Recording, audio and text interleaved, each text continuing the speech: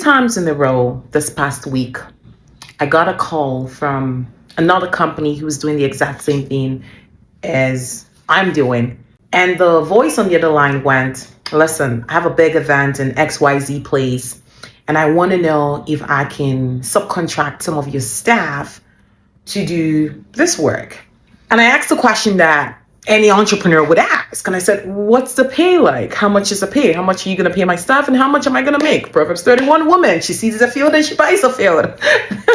This is not NGO stuff. This is business. And I said, how much am I going to make? How much is my staff going to make? They mentioned an amount that basically I pay 3 times that amount to my staff. Let's just say they said, oh, I'm going to pay you $20 for the job. For example, I pay $60 to my staff for that exact job. Okay, I pay 3 times the amount that we're going to pay. And I said, you're going to pay them this amount? How much am I going to make? How much are they going to make? It was an easy no. No, I'm not going to take it. Thank you for considering us, but declined. A couple days afterwards, I got another call. The exact same thing. Hey, I would like to blah, blah, blah. And I asked the same question. Once again, it turns out the previous guy wasn't bluffing. He was going to offer this person was going to offer a much reduced rate, a much lower rate to hire my staff for the day. And I said, no. And I hung up and I said to my husband, this is an indication of something. Does this mean that in the market, in this industry, there are 2 things this information is giving me? Because when I set my price, yes, I like to see what everybody else is doing, but oftentimes that's not what informs what I charge. What informs what I charge is usually just an idea of it's more so the value that we're bringing to the market. And of course, I see what other people are doing, but I don't pay too much attention to that. I had no idea that we were one of the most expensive in the market for years and years and years. I had no idea. I said to my husband, does it mean that I'm paying the most to my staff and maybe consequentially charging the most? This is interesting data. How come these people are calling me and offering this? And whenever I say to them, no, I pay my staff 3 times what you're offering them, they'll usually look at me in shock and be exasperated. How are you able to afford that? Are you seriously saying to me that you're paying your staff this much? And they're always in shock. I started thinking, I didn't go on Google to see what anybody else was charging, but it made me really get lost in thought to say, this thing about pricing, it really is all about what you think the value of a service is, what you think a service is worth, right? And it really made me think about underdog to center stage. You must bet on yourself. You must think about how to close the gap between where you are, how you see yourself, and how God sees you. And this is what we're talking about in part 1. Part 2, I want to give you some practical things that you can do today to bet on yourself. Number 1 thing is, can you count the number of thank yous you get in a day? Really, what this makes you do is it puts you in service mode. It puts you in the mode of, wow, just today alone, 5 people have said thank you to me. It means that I'm offering some sort of value in the world. I'm offering some sort of value in my industry. I'm offering some sort of value in the world. And then you start to draw some sort of graph.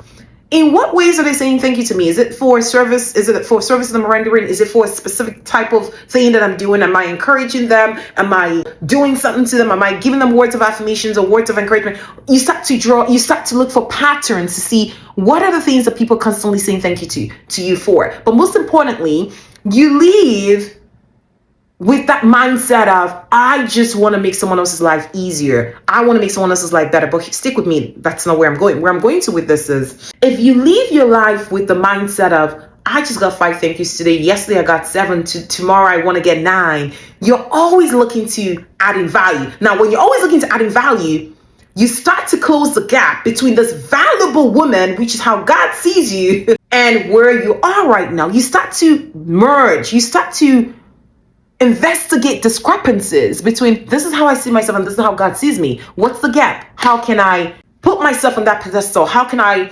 identify as a son of God? How can I really start to see myself in that light? Yes, on the pedestal that you've reserved for other people. Why? Because now you're walking around going, I just made this person's life better. I just made that person's life better. I just made this. You're counting the thank yous literally, right? Number 2, I want you to keep a document, a diary, a journal of all the people's lives you've made better, either in something you said to them, a service that you offer to them, a thing that you do. You light up the room when you walk in with words of encouragement, with solving problems, with affirmations, with just seeing the greatness in other people. I want you to keep a diary or documentary, a diary, a journal of what people are always saying thank you to you for. It's not just saying, hey, I got 5 thank yous yesterday, but what are they actually saying thank you to you for? Because that's the value that you're offering in the world. See? If I just walked around like I didn't matter, or the gift that God has given me of encouragement, God has literally given me the gift of encouragement. I remember when my early days of coaching way back, when people would say you have the gift of encouraging people, I actually consider that an insult. Listen, encouragement is not going to pay the bills, and no one's going to pay for encouragement. Please stop telling me I have the gift of encouragement. I'm a coach. You have to see me as a coach. Bye. See me as a coach. It's a paid service. It's not. No one pays for encouragement. Please stop telling me that. I think my friends thought they were helping me out or trying to affirming me by saying that to me. But whatever they say to me, I'll get so angry. I'm like, no. I'm a businesswoman. But now, full circle moment, I'm like, hey, that's in alignment with my purpose of helping people get from underdog to center stage. One of the things that God has deposited on the inside of me is I see the positives, I see the brightness, I see the light in everybody. It doesn't matter who it is.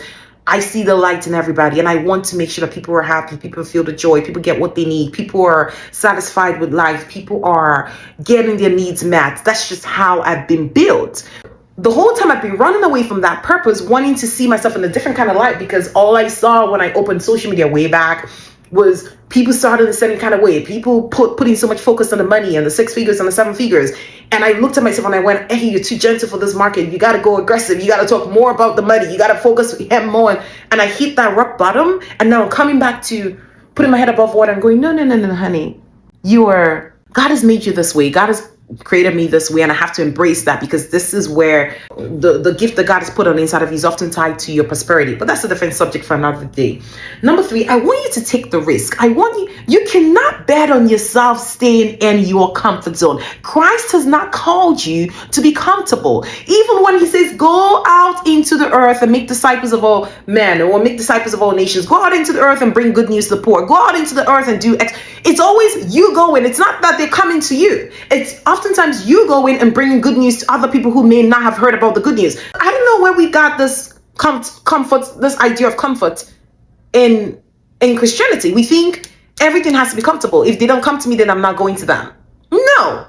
I don't know who taught you that. You have to be willing to take a risk. You have to be willing to press play on your film. You have to be willing to go live when no one wants to listen to you. You have to be willing to write the book when you don't have any reviews on Amazon. You have to be willing to step on the stage even when you're not confident with holding the mic. You have to be willing to articulate your thoughts even when you think it does not matter. See? You must take risk. You must take risks. You must get out there and say, what's the worst that can happen? I'm going to go out there and I'm going to do this. Yes? So take the risk. Number 4, I want you to source for your identity in Christ. Come closer. I want to say this with emphasis. Your identity is not based on social media. Your identity is not based on a trend. Your identity is not based on what other people are doing. Your identity is Christ-centered. God has called you. Jeremiah says, before I called you, I knew you. Before you were born, I knew you. I ordained you. I chose you. You did not even know yourself, and I chose you. Oh my God. You hadn't even done the what is it called? This personality test, the quiz, the fancy quizzes, the ones that tell you, oh, you're dominant, oh, you're extroverted, oh, you're introverted. And I knew you. I put the gifts that you have on the inside of you, the soft-spoken nature, I put that on the inside of you for a reason. The feisty nature, hello. I put that inside of you for a reason. Stop trying to be something else when I give you something else. It's kind of like me now wanting to be soft-spoken in the name of elegance. I go take a course now, and the person says to me, and the facilitator says to me, oh, Ehi, you have to be elegant. You have to be soft-spoken. You have to show up with your feminine power. Well, that's not for me. That is not Ehi you're talking to, because the lion on the inside of me would not allow me to show up soft-spoken. I just got to show up like this, because this is how I know to show up in the best possible light. Because if I don't talk like this, I am not authentic to myself. Okay? I'm saying this to you because there's a lot of people who think that they have to be a certain kind of way. You go take a course on femininity and elegance, and suddenly you are Lady Ehi, and you got a curtsy. I'm not saying to not do those things. I'm not saying to not develop yourself. I'm not saying to not be better. That's not, don't mis, don't misquote me. That's not what I'm saying. I'm saying even in the middle of that, even in the midst of that, even in the thick of that, find your voice. Don't let it get lost. Don't let it sleep away. Don't let it dissipate because you think that someone else's approach to life is better. Don't cast your pearls on the swines looking for something else. We talked about sourcing your identity in Christ, and number 5 is close the gap. When we're growing up, we see this construction signs that say mind the gap. I want to say to you, close the gap. Close the gap between where you are and where you need to be. Do the things that you need to do. Speak the ways that you need to speak. Take the courses that you need to take. Turn on the camera and go live. Hire the staff that you need to hire. Stop overthinking everything. Stop contemplating everything. Sometimes you just got to do it. And then when you get to the battleground, just like David, when Saul was after his life, you will call on the God of your salvation and he will help you. But you can't call on the God of your salvation when you're not doing anything. You can't call on the God of salvation when you're supposed to have, thrown the sling at Goliath, but you're waiting to master the art of using the sword. You're waiting to master the art of using the rifle gun. And Jehovah says, well, I've given you a slingshot. You just got to go in there and do it. But some of y'all are going to be sitting down there analyzing the anatomy of Goliath, looking at his body build and getting confused by it and getting overwhelmed by it. But all you needed to do was right there, right in your hands to start with. Bet on yourself. Bet on yourself. If there's one topic I can talk about for the rest of my life, is going from the underdog to center stage. I have been an underdog. I have been in center stage.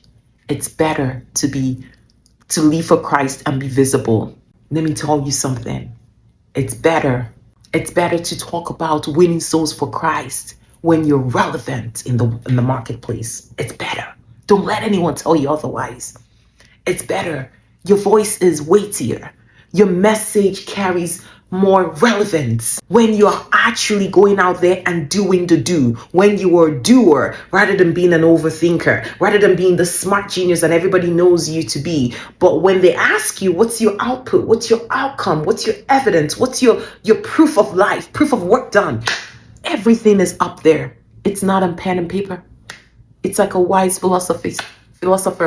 It's like a person who's wealthy in thought and intellect, but nothing to show for it. You have not made the world a better place. You're like the wicked servant. The Bible says, I will spew you out, because how can I give you $1 and you come back? You buried the dollar. 10 years later, you go out, Master, I have brought for you the same $1 you gave to me because I was so afraid of losing it. You are a wicked servant. You have to go in there and invest the $1. How do you invest? You invest by taking risk. And this is what brings you from underdog to center stage. Stop misrepresenting Christ. Okay? All right. We're going to end there for now, but I just want to say thank you so much for everyone who's watched this. I want you to go ahead and share this video with your friends. Leave me your thoughts in the comment section. Do what you got to do to spread the word. You do this anyways for other kinds of videos. I'm begging you. Let it spread to the right people that it needs to spread to. So together we can take the light out there to the world. Out there to the world. City set up on a hill that cannot be hidden. Light of the world. Let's go. I love you.